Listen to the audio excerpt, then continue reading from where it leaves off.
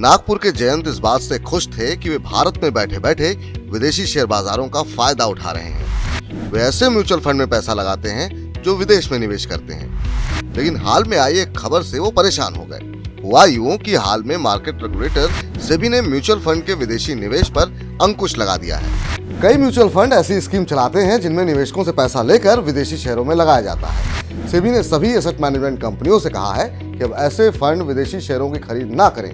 सेबी ने यह भी कहा कि वे अब नए निवेशकों से निवेश ना लें। जयंत की तरह से कई निवेशक इसकी वजह नहीं समझ पा रहे हैं। तो वजह यह है कि रिजर्व बैंक और सेबी ने म्यूचुअल फंडों के विदेशी निवेश की 7 अरब डॉलर की सीमा तय कर दी है। जब ये लिमिट पूरी होने के करीब आती है तो सेबी ऐसा अंकुश लगा देती है।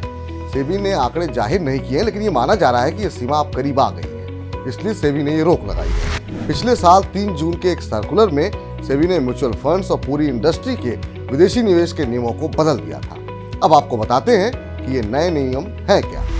कोई भी म्यूचुअल फंड विदेश में अधिकतम 1 अरब डॉलर का निवेश कर सकता है, जबकि पूरी म्यूचुअल फंड इंडस्ट्री का अधिकतम 7 अरब डॉलर का निवेश हो सकता है।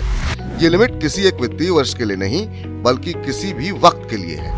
यानी किसी भी वक्त सभी म्यूचुअल फंड का कुल विदेशी निवेश 7 अरब डॉलर से ज्यादा नहीं हो सकता है। किसी overseas exchange traded fund OETF में कोई म्यूचुअल फंड अधिकतम 30 करोड़ डॉलर का निवेश कर सकता है।